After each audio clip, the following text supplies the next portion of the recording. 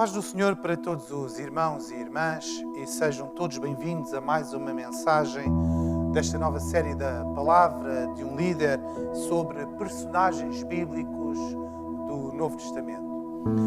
Já temos algum caminho feito nesta série. Já falámos sobre Simeão, sobre João Batista, sobre Maria Madalena, sobre Maria e Marta, numa inesquecível participação da irmã Rose, sobre a sogra de Pedro e na última semana falámos sobre o jovem rico com quem Jesus travou ali um diálogo breve. Com todos eles aprendemos lições preciosas e vimos as nossas vidas a serem enriquecidas. Aqueles que não tiveram a oportunidade de ver as mensagens que referi, podem procurar no canal do YouTube, onde todas elas estão disponíveis. E na continuidade desta série, hoje proponho-me conversar convosco sobre os dois cegos do caminho de Jericó. Por isso, e antes de mais, vamos ler o texto bíblico que serve de base a esta mensagem e que se encontra em Mateus, no capítulo 20, nos versículos 29 a 34, na nova versão internacional, que diz o seguinte: Ao saírem de Jericó, uma grande multidão seguiu a Jesus. Dois cegos estavam sentados à beira do caminho. E quando ouviram falar de Jesus, que Jesus estava passando, puseram-se a gritar: Senhor, filho de Davi, tem misericórdia de nós. A multidão os repreendeu para que ficassem quietos, mas eles gritavam ainda mais: Senhor, filho de Davi, tem misericórdia de nós. Jesus, parando, chamou-os e perguntou-lhes: O que vocês querem que eu lhes faça? Responderam eles: Senhor, queremos que se abram os nossos olhos. Jesus teve compaixão deles e tocou nos olhos deles. Imediatamente, eles recuperaram a visão e o seguiram. Nos Evangelhos há relatos diferentes de cura de cegos no caminho de Jericó. Há relatos como este que temos da cura de dois cegos e há um outro da cura de um cego, do qual até conhecemos o nome. Um desses episódios aconteceu na entrada de Jesus em Jericó. Este que temos hoje em análise aconteceu quando Jesus saía de Jericó. Mas não importa hoje as dúvidas e as polémicas. O que interessa hoje é este texto que temos perante nós e estes dois personagens que interagiram com Jesus, os dois cegos do caminho de Jericó. Vamos analisar a primeira cena. Jesus saía de Jericó e nessa altura, com a fama que ele já tinha, por onde andava, uma multidão o seguia.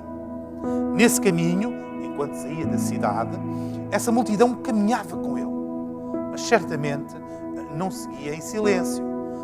Haveria uma série de gente gritando, chamando e fazendo vários pedidos a Jesus.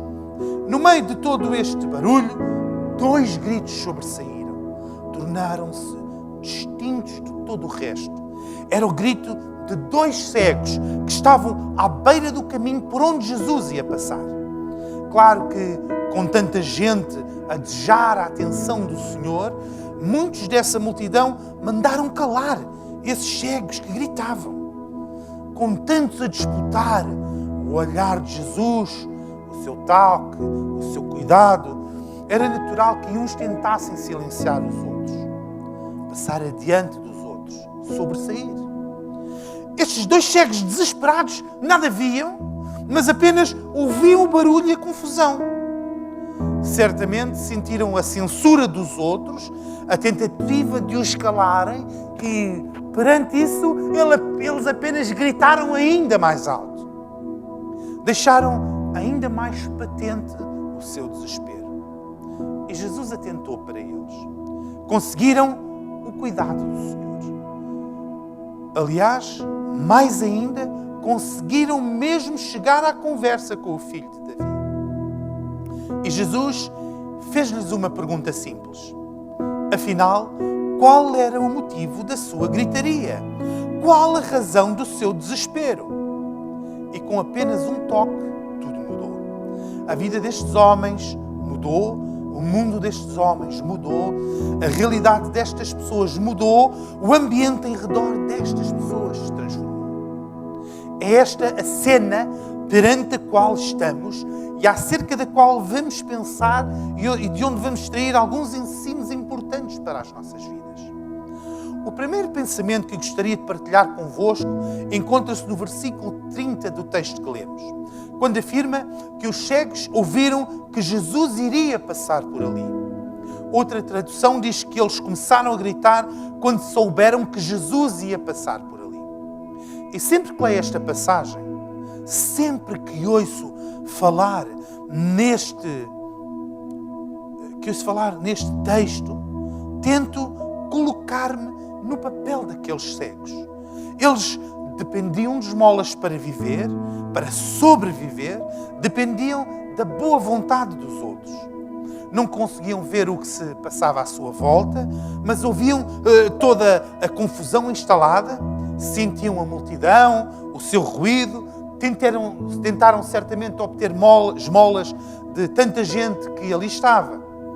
E só compreenderam o que se passava quando alguém lhes disse que Jesus era a razão de toda aquela confusão. Claro que eles já tinham ouvido falar dele e que curava os enfermos, abria os olhos aos cegos como eles e que punha os paralíticos a andar. Meus irmãos, o que de facto eu aprendo é que para dois cegos foi importante ouvirem, saberem que Jesus estava a passar por ali. E para quantos cegos deste mundo será importante ouvirem que Jesus está perto, que o seu caminho se está a cruzar com o caminho do Senhor? Se naquele tempo uma multidão que seguia Jesus fez chegar àqueles cegos a notícia de que Jesus estava perto, hoje somos nós, a multidão dos que seguem ao Senhor, e temos de levar esta notícia de que aquele que pode transformar o mundo dessas pessoas dependentes, dessas pessoas perdidas, dessa gente distante, está perto e disponível para elas. Mas, ao contrário daqueles que mandavam calar os cegos, a nossa atitude deve ser a diversa. Deve ser a de levar esses que precisam para o caminho de Jesus. Temos muito que fazer. Não podemos baixar os braços. No nosso tempo, no dia que se chama hoje, há tantos cegos miseráveis ao nosso redor que necessitam de saber que Jesus transforma. Ou vem de um Jesus da religião, ou vem de um Jesus histórico, ou vem de um Jesus deturpado, de um Jesus desacreditado, ou vem de um Jesus que divide a história, mas não ouvem de um Jesus vivo, que ama e que transforma a vida e a realidade dos que o buscam. E não ouvem porquê? Porque a multidão dos que o seguem não espalha essa notícia, não faz barulho, não deixa marca, não faz a diferença, não provoca uma alteração que leve os que estão perto a perguntar o porquê de toda aquela confusão. Meus irmãos e minhas irmãs, é tempo de hoje acordares para a importância de tu mesmo seres comunicador desta passagem de Jesus e de o fazeres entre os cegos e desprezados deste mundo, entre os rejeitados e esquecidos, entre os odiados e negligenciados da nossa sociedade. Perante a informação de que Jesus estava próximo deles, estes cegos gritaram. Perante a tentativa de os calar, eles gritaram ainda mais alto. Mas eles gritavam porquê? Creio que a resposta a esta pergunta se pode dividir em duas partes. Em primeiro, porque eles tinham ouvido a fama de Jesus, que ele tinha já curado cegos e outros doentes. E em segundo, eles acreditaram que da mesma forma ele podia curá-los a eles também. Ou seja, confiaram que Jesus podia fazer toda a diferença na sua história. Resumindo, eles ouviram e creram. E o facto de ouvirem e crerem levou a uma reação. Gritaram bem alto e nada podia fazê-los calar. Ouvir e crer e, em resultado disso, reagir. Aqui está um importante princípio do reino que todos devíamos aprender. Ao ouvir a palavra de Deus, devemos confiar na mesma, depositar fé na palavra. E isso deve produzir uma reação em nós. Não é natural que quando ouvimos algo da parte de Deus, se nele confiamos, que isso não produz uma reação. Para não haver uma reação, uma das duas premissas anteriores teve de falhar. Ou não ouvimos algo da parte de Deus, ou ao que ouvimos não entregamos fé. Nisso não confiamos. E por ter falhado uma dessas coisas, não existiu a reação consequente. Temos de pensar bem nisso. Por vezes vêm muitos ruídos à nossa vida. Muitos sons se propagam à nossa volta. Muitos movimentos sentimos em nosso redor. Tal como aqueles cegos perceberam que o ambiente mudara, que uma multidão se agitava e que os sons se erguiam. Eles perceberam que alguma coisa naquele momento, naquele lugar, estava diferente. E a diferença estava na pessoa de Jesus. E é essa percepção que temos de ter. Se nos ruídos que se levantam ao nosso redor, no ambiente que muda à nossa volta, na agitação que se ergue diante de nós, se Jesus está aí. A nossa reação só vai surgir se Jesus estiver aí.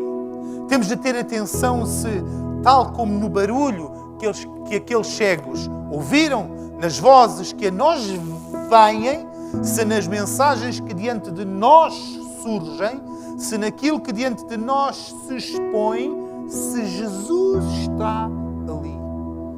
Porque há por aí muito barulho de multidões, produzido até por muitos que a si mesmos se chamam de obreiros do Senhor. Mas, na verdade, ali não está Jesus. Temos de estar bem atentos se o que ouvimos vem de facto do Senhor. Porque só aquilo que dele vem vai produzir uma reação em ti. Não nos esqueçamos que o ouvir com o querer produz a reação, produz o clamor. A segunda premissa desta equação que pode falhar é quando não damos crédito ao que ouvimos, quando não confiamos na palavra que nos chega, quando não depositamos fé na pessoa de Deus. Essa é a segunda falha possível para que a reação não aconteça. Aqueles cegos ouviram o barulho e ouviram que era Jesus que ali vinha.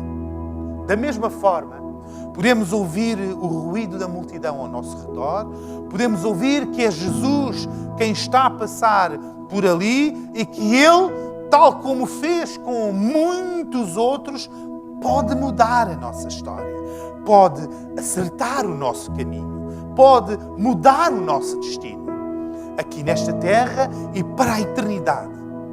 E mesmo ouvindo isto, podemos não crer. Se aqueles cegos tivessem ouvido todo o ruído da multidão, tivessem sabido que era Jesus quem estava a passar por ali, tivessem ouvido da fama de que o Senhor curava e não tivessem crido, eles certamente não tinham gritado, não tinham clamado, não tinham procurado chamar a atenção.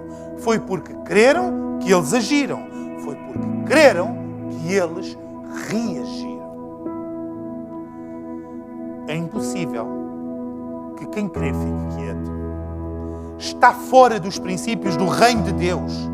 Quem ouve e crê, reage. Quem ouve e crê, age. Quem ouve e crê, move-se. Quem ouve e crê, não fica de modo nenhum parado. Para ficar imóvel? Para ficar calado? para não clamar, para não gritar, para não reagir, para não agir, ou não ouviu, ou não creu. E fica esta pergunta para cada um que me ouve. Por que não te moves? Por que não fazes? Por que não ages? Por que não clamas? Não ouviste que Jesus está perto? Ou simplesmente não acreditas nele? Não ouviste ou não creste? Fico sempre sensibilizado com esta parte seguinte do relato, com o cuidado de Jesus ao aproximar-se destes homens e ao perguntar-lhes o que é que eles desejavam da sua parte. Não devia de ser difícil de perceber que estes homens, sendo cegos, desejavam ver. Queriam enxergar o mundo como todos os outros. Mas Jesus, com uma delicadeza, uma atenção, e sem nunca violar o livre-arbítrio destes homens, apenas perguntou: o que vocês querem que eu lhes faça? Que pergunta! Quem não gostaria de ouvir esta pergunta de Jesus? O que é que eu responderia se Jesus me perguntasse o que é que eu queria que Ele me fizesse? Qual seria a resposta de cada um de nós? Estes cegos apenas pediram o óbvio, pediram para ver. Mas sabem, meus irmãos e irmãs, estes cegos não pediram o óbvio. Eles pediram aquilo de que mais necessitavam. Eles podiam ter pedido riquezas, que não lhes faltasse o abrigo e a comida, podiam ter pedido uma série de outras coisas. Eu não sei se Jesus atenderia ou não a esses pedidos, mas o Senhor atendeu à maior necessidade deles: ver. Eles precisavam de ver. Porque vendo, eles podiam trabalhar e sustentar-se. Vendo, eles podiam funcionar em sociedade. Vendo, eles deixavam de estar à margem, deixavam de ser desprezados. Vendo, podiam conquistar o seu espaço, o seu lugar, a sua família. Jesus não te quer dar tudo o que tu lhe pedes. Ele pergunta da mesma forma o que queres que te faça. Mas espera uma resposta, não uma resposta qualquer. Não uma resposta egoísta, não uma resposta superficial e supérflua. Ele não espera uma resposta terrena, mundana. O Senhor espera uma resposta profunda, íntima, que seja uma resposta que corresponda de facto à tua necessidade mais premente, mais importante, à tua necessidade mais real. Acontece é que muitos de nós não temos consciência de qual é verdadeiramente a nossa maior necessidade. E é urgente que a percebamos. Por fim, há um último pormenor desta história da cura dos 2 cegos no caminho de Jericó que me toca particularmente. É quando, mesmo no final, afirma que estes cegos, depois de terem sido curados, seguiram Jesus. O resultado do milagre foi o discipulado, foi o tornarem-se seguidores de Jesus. Observemos que eles entenderam que a resposta à sua necessidade veio de Jesus e que, obtida a satisfação dessa necessidade, a relação entre eles e Jesus não terminava ali. Não podia acabar ali. Não podia ser só isso. Entendamos que estes homens perceberam que Jesus não era o milagreiro que os curava. Tinha de ser o mestre que seguiam. Que além do milagre havia muito que aprender. Mais do que milagres, eles perceberam que a mudança de vida de que necessitavam implicava terem de seguir a Jesus. Com isto, eles demonstraram que tinham de facto uma fé verdadeira, estruturante na pessoa de Jesus. Muito mais do que crerem e terem fé nos milagres de Jesus ou no que Jesus podia fazer, eles criam e creram depositaram a sua vida, a sua fé na pessoa de Jesus, por isso o seguiram.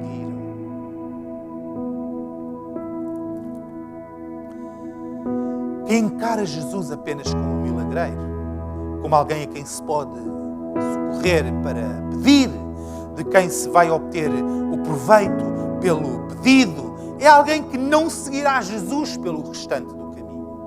Alguém que encara Jesus apenas como um provedor, um sustentador dos bens terrenos, alguém que encara o Senhor apenas pelos benefícios que dele pode obter aqui na terra, nunca será um verdadeiro seguidor.